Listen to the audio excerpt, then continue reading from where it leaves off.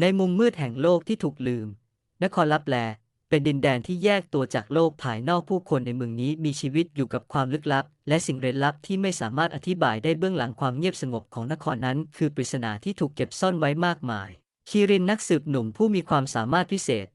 ในการมองเห็นและสัมผัสวิญญาณเขามีความสามารถในการรับรู้สิ่งที่คนทั่วไปไม่สามารถเห็นหรือสัมผัสได้จึงทำให้เขาเป็นที่พึ่งของผู้คนที่ประสบกับเหตุการณ์เหนือธรรมชาติภายในนครลับแลที่เต็มไปด้วยความลึกลับความสามารถของคีรินถือเป็นสิ่งที่มีค่ายิ่งวันหนึ่งขณะที่คีรินกำลังนั่งอยู่ในสำนักงานของเขาซึ่งเต็มไปด้วยเอกสารและสิ่งของลึกลับที่เกี่ยวข้องกับคดีต่างๆเขาได้รับการติดต่อจากหญิงสาวคนหนึ่งชื่อลินดาปรากฏตัวขึ้นในบ้านร้างแห่งหนึ่งที่ห่างไกลจากย่านที่คึกคักของนครเธอเป็นหญิงสาวที่มีรูปร่างผอมบางและใบหน้าซ่อนอยู่ภายใต้หมวกคลุมเงียบสงบแต่ดวงตาของเธอกลับเต็มไปด้วยความวิตกกังวลและความเศร้าลินดาได้ขอร้องให้คิรินช่วยตามหาน้องสาวของเธอซึ่งหายตัวไปอย่างลึกลับในช่วงเวลาที่ผ่านมาเธอเล่าให้ฟังถึงความแปลกประหลาดที่เกิดขึ้นก่อนที่น้องสาวจะหายไปซึ่งรวมถึงการมองเห็นภาพหลอนและเสียงแปลกๆที่ไม่มีใครสามารถอธิบายย่อได้คิรินรับงานนี้อย่างไม่ลังเลแม้ว่าเขาจะรู้ดีว่ามันอาจเป็นการเดินทางเข้าสู่ความลับที่ลึกซึ้งและอันตรายแต่เขาก็ไม่เคยกลัวที่จะเผชิญหน้ากับความท้าทายใหม่ๆในนครลับแลเพราะเขารู้ว่าการไขปริศนาไม่เพียงแต่จะช่วยผู้คนเท่านั้นแต่ยังเป็นการเปิดเผยความจริงที่อาจเปลี่ยนแปลงทั้งชีวิตของเขาและนครลับแลไปตลอดกาลการสืบสวนเริ่มต้นขึ้นอย่างเป็นทางการโดยคิรินต้องเดินทางไปยังสถานที่ที่ลินดาได้ชี้แนะซึ่งเป็นบ้านร้างที่ถูกลืมในส่วนลึกของนครที่นั่นเขาเริ่มพบกับเบาะแสแรกที่เกี่ยวข้องกับการหายตัวไปของน้องสาวของลินดาและเปิดเผยถึงความลับบางประการที่ซ่อนอยู่ในนครลับและความลับที่อาจทำให้เขาต้องเผชิญกับสิ่งที่เขาไม่เคยคาดคิดมาก่อนในขณะที่คิรินดำเนินการค้นหาความจริงความลึกลับต่างๆของนครลับแลเริ่มเผยออกมามันเป็นการเดินทางที่เต็มไปด้วยอันตรายความลับที่มืดมิดและสิ่งที่ซ่อนอยู่ในเงามืดของเมืองที่ถูกลืมแห่งนี้คีรินเดินเข้าไปในบ้านร้างที่ลินดาได้ชี้ให้เขาดูบ้านหลังนี้ตั้งอยู่ในย่านที่เงียบสงบและห่างไกลจากก่อความวุ่นวายของนครลับแลดูเหมือนว่าเวลาจะหยุดนิ่งงอที่นี่ภายในบ้านเต็มไปด้วยฝุ่นและเงามืดที่ครอบคลุมทุกซอกทุกมุมเมื่อคีรินเปิดประตูบ้านเขารู้สึกถึงพลังงานแปลกประหลาดที่ปกคลุมพื้นที่นี้บางอย่างที่เขาไม่สามารถอธิบายได้แต่ก็รู้ว่าเป็นสิ่งที่ไม่ธรรมดาคีรินเริ่มสำรวจบ้านจากห้องนั่งเล่นที่มีเฟอร์นิเจอร์เก่าและห้องที่เต็มไปด้วยโซฟาผุพังซึ่งถูกทิ้งร้างมานานความเย็นและความเงียบที่ครอบงำเขาทำให้เขาต้องเพิ่มความระมัดระวังในการค้นหาข้อมูลการสัมผัสกับพลังงานเหนือธรรมชาติมักจะหมายถึงการเผชิญหน้ากับสิ่งที่น่ากลัวและไม่สามารถควบคุมได้ทันใดนั้นคีรินสัมผัสได้ถึงการเคลื่อนไหวที่เบาบางในมุมมืดของห้องเขาหันไปพบกับวิญญาณของเด็กสาวคนหนึ่งในชุดเก่าๆใบหน้าของเธอแสดงถึงความเศร้าและความหวาดกลัวเธอมีลักษณะผอมบางและร่างกายโปร่งแสงเช่าวอยบ่งบอกถึงเวลาที่เธอได้จากไปวิญญาณของเด็กสาวได้ส่งสัญญาณให้คิรินรู้ว่าเธอมีเรื่องสำคัญที่จะบอกเธอพยายามสื่อสารกับคิรินผ่านภาพและความรู้สึกที่ลอยไปมาภาพของบ้านที่เคยเต็มไปด้วยความสุขก่อนที่จะเกิดแต่สิ่งที่ไม่ดีขึ้นและคำพูดที่ถูกขังอยู่ในกระแสลมที่เยือกเย็นคำสาปที่ถูกบังคับใช้ที่นี่เธอกล่าวเสียงเบาและสั่นเครือมันทำให้ผู้คนหายไปและบังคับให้เราต้องติดอยู่ในที่นี่คีรินได้ยินคำพูดเหล่านี้และรู้ทันทีว่าการหายตัวไปของน้องสาวของลินดาอาจเกี่ยวข้องกับคำสาปที่ถูกกล่าวถึงโดยการสัมผัสกับวิญญาณของเด็กสาวเขาค้นพบว่าคำสาปนี้อาจเกี่ยวข้องกับความเจ็บปวดและความทรมานที่เกิดขึ้นในบ้านหลังนี้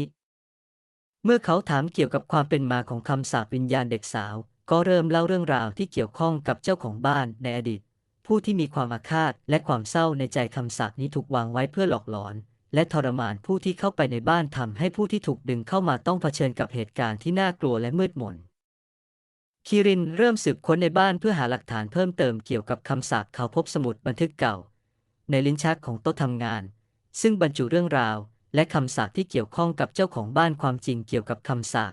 และการเชื่อมโยงกับเหตุการณ์ที่เกิดขึ้นจะต้องถูกเปิดเผยและเขารู้ว่าการไขปริศนาเกี่ยวกับคำสาปนี้เป็นเพียงจุดเริ่มต้นของการค้นหาความจริงที่ลึกซึ้งและซับซ้อน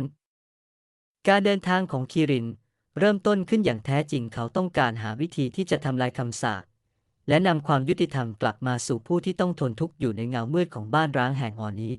และในระหว่างการสืบสวนเขาอาจพบกับความลับที่ยิ่งใหญ่กว่าที่เขาคาดคิด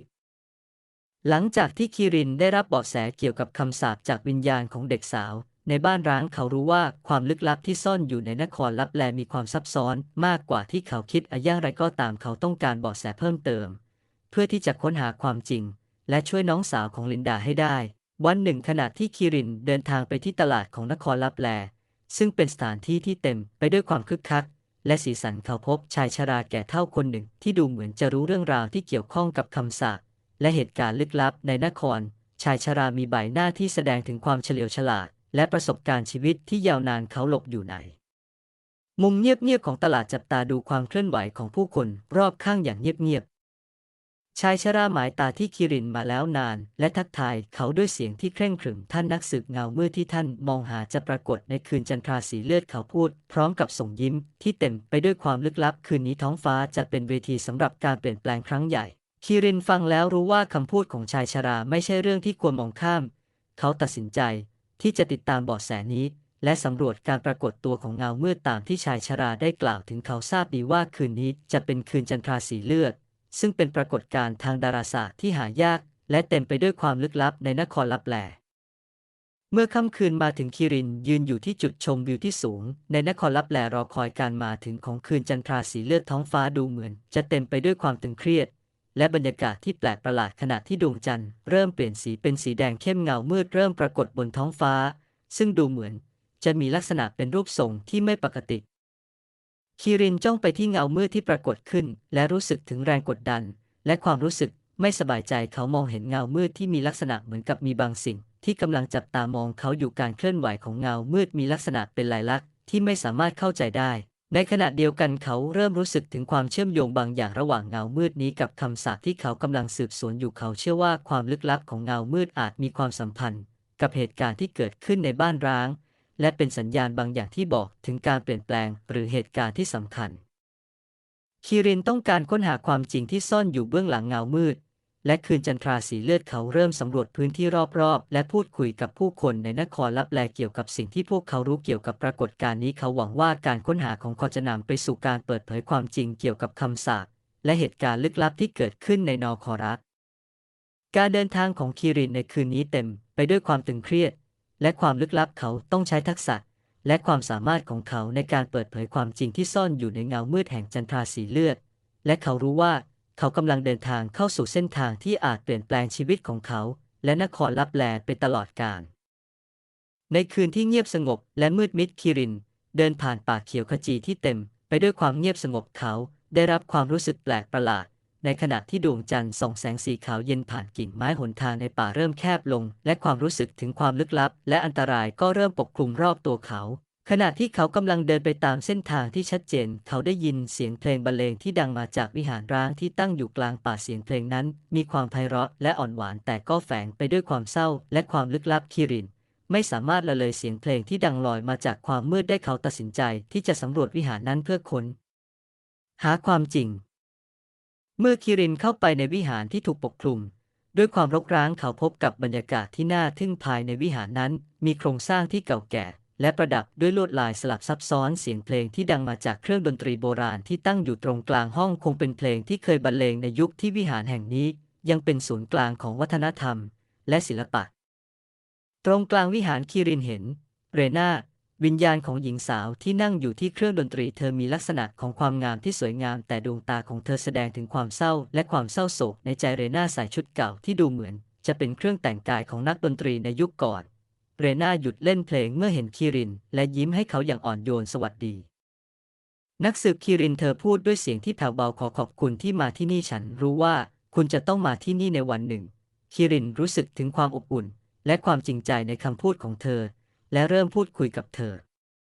เขาได้รู้เรื่องราวของเรนาเธอเคยเป็นนักดนตรีที่มีชื่อเสียงในนครลับแลและมีความรักที่ลึกซึ้งกับชายหนุ่มคนหนึ่งแต่โชคชะตาและความอาฆาตได้พรากความรักของเธอไปและเธอจึงกลายเป็นวิญญาณที่ติดอยู่ในวิหารแห่งนี้เรนาบอกกับคิรินว่าเพลงที่เธอเล่นมีความสำคัญมากมันเป็นบทเพลงแห่งความทรงจำที่มีความหมายลึกซึ้งเพลงนี้สามารถเปิดเผยความจริงและความลับที่ซ่อนอยู่ในนครลับแลได้เธอให้คำแนะนำกับคิริน เกี่ยวกับการค้านความทรงจำที่ซ่อนอยู่ในเสียงเพลงซึ่งอาจเป็นกุญแจสำคัญในการไขปริศนาและช่วยให้เขาเข้าใจเกี่ยวกับคำสาปและเงามืดที่เขาได้พบเจอเพลงนี้จะเปิดเผยสิ่งที่ถูกซ่อนไว้ในอดีตเรนาพูดพร้อมกับมอบเครื่องดนตรีโบราณให้คิรินใช้มันเพื่อฟังเสียงที่มองไม่เห็นและรู้จักความจริงที่ถูกปกปิดคิรินรับเครื่องดนตรีด้วยความเคารพและเริ่มเล่นตามที่เรนาแนะนำขณะที่เขาเล่นเพลงตามจังหวะและทำนองที่ถูกต้องเขารู้สึกถึงการเปลี่ยนแปลงในบรรยากาศสิ่งที่ซ่อนอยู่ในเงามืดของนครลับแลเริ่มปรากฏออกมาเขาได้ยินเสียงและเห็นภาพที่บ่งบอกถึงเหตุการณ์ในอดีตที่เกี่ยวข้องกับคำสาปและการสูญเสียที่เกิดขึ้นในนครรัฐการเปิดเผยนี้ทำให้คิรินมีข้อมูลใหม่และแนวทางในการสืบสวนเขาตระหนักว่าเพลงของเรนาคือกุญแจสำคัญในการค้นหาความจริงเกี่ยวกับนครลับแลและการหายตัวไปของน้องสาวของลินดาคิรินกลับไปยังนครลับแลด้วยความมุ่งมั่นใหม่ในการไขปริศนาและค้นหาความจริงที่ซ่อนอยู่เบื้องหลังเพลงและความทรงจำของเรนาหลังจากการพบกับเรนาและความลับของเพลงแห่งความทรงจำคิรินกลับไปที่นครลับแลด้วยความรู้สึกใหม่เกี่ยวกับการค้นหาความจริงและการไขปริศนาเขารู้ดีว่าการค้นหาน้องสาวของลินดาและการเปิดเผยคำสาปต้องการข้อมูลเพิ่มเติมเกี่ยวกับนครลับแลและความลับที่ซ่อนอยู่ในเมืองนี้ในขณะที่เขายังคงสืบค้นเพื่อค้นหาเบาะแสเพิ่มเติมเขาได้ยินข่าวเกี่ยวกับชายลึกลับคนหนึ่งที่เรียกตนเองว่าผู้คุมวิญญาณซึ่งอาศัยอยู่ในพื้นที่ที่ถูกลืมของนครผู้คุมวิญญาณเป็นบุคคลที่มีชื่อเสียงในเรื่องการสื่อสารกับวิญญาณและรู้ความลับทั้งหมดของนครลับแลคิรินตัดสินใจที่จะไปพบเขาหวังว่าจะได้รับความช่วยเหลือในการไขปริศนานี้เมื่อคิรินมาถึงที่พักของผู้คุมวิญญาณเขาพบกับสถานที่ที่ดูเหมือนจะเต็มไปด้วยความเก่าแก่และความลึกลับบ้านของเขาตั้งอยู่ในบริเวณที่ห่างไกลและมีบรรยากาศที่น่าขนลุกเมื่อเปิดประตูเข้าไปคิรินพบกับชายวัยกลางคนที่มีท่าทางสงบและมั่นคงดวงตาของเขามีความลึกซึ้งและดูเหมือนจะมองเห็นสิ่งที่ซ่อนอยู่ในความมืดยินดีที่ได้พบกับท่านนักสืบคิรินผู้คุมวิญญาณพูดด้วยเสียงที่แผ่วเบาและเต็มไปด้วยความรู้สึกฉันรอคอยให้ท่านมาถึงที่นี่คิรินเริ่มอธิบายถึงการค้นพบของเขาเกี่ยวกับคำสาปเงามืดและการพบกับวิญญาณของเรนาผู้คุมวิญญาณฟังด้วยความใส่ใจและสงบจากนั้นเขาก็เริ่มพูดถึงความลับที่ซ่อนอยู่ในนครลับแลและสิ่งที่คิรินต้องเผชิญการปลดปล่อยวิญญาณที่ติดอยู่ในนครนี้ไม่ใช่เรื่องง่ายผู้คุมวิญญาณกล่าวท่านต้องเผชิญหน้ากับอดีตของตนเองและเงามืดในจิตใจของท่านเพื่อที่จะเปิดเผยความจริงที่ซ่อนอยู่และปลดปล่อยพวกเขาคิรินรู้สึกถึงความรู้สึกแปลกประหลาดเมื่อได้ยินคำพูดเหล่านี้เขารู้ดีว่าเขามีความผูกพันบางอย่างกับนครลับแลและอดีตของเขาอาจมีความสัมพันธ์กับคำสาปและเหตุการณ์ที่เกิดขึ้นในเมืองนี้ผู้คุมวิญญาณอธิบายว่าเงามืดที่เขาได้พบในคืนจันทราสีเลือดอาจเป็นสัญญาณของการสะท้อนความกลัวและความเจ็บปวดที่เขาเก็บซ่อนไว้ในจิตใจเพื่อที่จะเข้าใจความจริงท่านต้องเปิดเผยสิ่งที่อยู่ในใจและเผชิญหน้ากับความกลัวที่ท่านหลบหนีผู้คุมวิญญาณกล่าวและต้องใช้ความกล้าหาญในการรับมือกับสิ่งที่ท่านพบเจอคิรินตัดสินใจที่จะเดินหน้าต่อไปและยอมรับว่าการค้นหาความจริงและการปลดปล่อยวิญญาณจะต้องเริ่มจากการเผชิญหน้ากับตัวเองเขารู้ว่าการสำรวจความลึกซึ้งของจิตใจของเขาและการทำความเข้าใจกับความเชื่อมโยงของเขากับนครลับแลเป็นสิ่งสำคัญที่สุดในการไขปริศนาและการปลดปล่อยวิญญาณที่ติดอยู่ในเมืองนี้ด้วยความมุ่งมั่นใหม่คิรินกลับไปยังนครลับแลโดยมีเป้าหมายในการค้นหาความจริงและปลดปล่อยวิญญาณที่ติดอยู่เขาต้องใช้ความกล้าหาญและความสามารถของเขาในการเผชิญหน้ากับอดีตและเงามืดในจิตใจของเขาเองเพื่อเปิดเผยความลับที่ซ่อนอยู่ในนครลับแลและแก้ไขปริศนาที่ซับซ้อนนี้คิรินออกเดินทางไปยังหุบเขาลึกลับที่ตั้งอยู่ใกล้กับนครลับแลเพื่อค้นหาความจริงที่ซ่อนอยู่และหาวิธีที่จะปลดปล่อยวิญญาณที่ถูกกักขังเขาได้รับข้อมูลจากผู้คุมวิญญาณว่าหุบเขานี้เป็นทางเข้าสู่โลกแห่งความตายซึ่งเป็นที่ที่วิญญาณที่ถูกคำสาปถูกจำกัดอยู่หุบเขานั้นมีลักษณะเป็นเส้นทางที่คดเคี้ยวและเต็มไปด้วยความมืดมันถูกปกคลุมด้วยหมอกหนาและมีบรรยากาศที่น่าหวาดกลัวคิรินรู้ว่าเขากำลังเดินทางเข้าสู่สถานที่ที่ไม่ธรรมดาและต้องพร้อมเผชิญกับความท้าทายที่รออยู่เมื่อคิรินเดินลึกเข้าไปในหุบเขาเขาได้พบกับประตูโบราณที่ถูกปกคลุมด้วยรางหญ้าและต้นไม้ที่งอกงามรอบๆประตูนี้มีสัญลักษณ์และลวดลายที่ซับซ้อนซึ่งบ่งบอกถึงความสำคัญและความลับที่ซ่อนอยู่เบื้อง หลังประตูนี้เป็นทางเข้าสู่โลกแห่งความตายสถานที่ที่วิญญาณที่ถูกคำสาปถูกเก็บไว้คิรินเปิดประตูและเดินเข้าไปในโลกแห่งความตายเขาพบกับบรรยากาศที่แตกต่างออกไปที่นี่เต็มไปด้วยความเงียบสงบและความเยือกเย็นวิญญาณที่เคยถูกกักขังอยู่ในนครลับแลปรากฏตัวอยู่รอบๆแต่พวกเขาดูเหมือนจะสงบและไม่สามารถทำอะไรได้คิรินเริ่มค้นหาน้องสาวของลินดาซึ่งเขารู้ว่าเธอถูกคำสาปไว้ที่นี่ในที่สุดเขาก็พบเธอน้องสาวของลินดาที่ถูกผูกพันอยู่ในกรงที่ทำจากพลังงานเมื่อเธอมีท่าทางที่อ่อนล้าและเต็มไปด้วยความหวาดกลัวแต่เมื่อเห็นคิรินเธอก็มีความหวังในดวงตาของเธอน้องสาวของลินดาเล่าเรื่องราวของเธอและการถูกกักขังในโลกแห่งความตายเธอเปิดเผยว่าคำสาปที่ทำให้เธอติดอยู่ที่นี่เป็นการกระทำของบุคคลที่มีเจตนาอาฆาตและเต็มไปด้วยความเกลียดชังซึ่งอาจเกี่ยวข้องกับผู้ที่มีอำนาจในนครลับแลคนที่อยู่เบื้องหลังคำสาปนี้เขาเป็นคนที่มีความเชื่อมโยงกับอดีตของท่านน้องสาวของลินดาบอกกับคิรินเขาต้องการควบคุมวิญญาณและใช้พลังของพวกเขาเพื่อประโยชน์ของตนเองคิรินรู้สึกถึงแรงกดดันจากการตัดสินใจครั้งสำคัญเขาต้องตัดสินใจว่าจะช่วยปลดปล่อยวิญญาณที่ถูกกักขังหรือจะทำลายคำสาปนี้ให้สิ้นซากการตัดสินใจนี้ไม่เพียงแต่จะส่งผลต่อวิญญาณที่ถูกคำสาปแต่ยังเกี่ยวข้องกับความปลอดภัยของนครลับแลและชีวิตของเขาเองคิรินตัดสินใจที่จะทำลายคำสาปและปลดปล่อยวิญญาณทั้งหมดเขารู้ว่าการทำเช่นนี้จะต้องใช้ความกล้าหาญและความสามารถของเขาในการเผชิญหน้ากับพลังมืดที่อยู่เบื้องหลังคำสาปด้วยความมุ่งมั่นเขาเริ่มต้นการกระทำที่อาจเป็นจุดเปลี่ยนสำคัญของนครลับแลและชีวิตของเขาเขาต้องเผชิญหน้ากับความท้าทายที่ยิ่งใหญ่ที่สุดในชีวิตของเขาเพื่อเปิดเผยความจริงและช่วยเหลือวิญญาณที่ติดอยู่ในคำสาปการเดินทางของคิรินในหุบเขาลึกลับและโลกแห่งความตายกำลังจะกลายเป็นบททดสอบที่สำคัญที่สุดในชีวิตของเขาและการตัดสินใจครั้งนี้จะเป็นกุญแจสำคัญในการไขปริศนาของนครลับแลและค้นพบความลับที่ซ่อนอยู่เบื้องหลังคำสาปคืนหนึ่งที่ท้องฟ้าปกคลุมด้วยความมืดมิดและหมอกหนาคิรินกลับมาที่นครลับแลหลังจากการค้นพบในหุบเขาลึกลับเขารู้ว่าเวลามาถึงแล้วที่จะเผชิญหน้ากับเงามืดที่แท้จริงซึ่งเป็นสิ่งที่มีความสัมพันธ์กับคำสาปและวิญญาณที่ถูกกักขังคืนนี้เป็นคืนที่เงามืดปรากฏขึ้นอีกครั้งและท้องฟ้าดูเหมือนจะเต็มไปด้วยความตึงเครียดเสียงกระซิบและความเยือกเย็นปกคลุมทั่วนครลับแลเมื่อคิรินเดินเข้าสู่เมืองเขารู้สึกถึงการเปลี่ยนแปลงในบรรยากาศ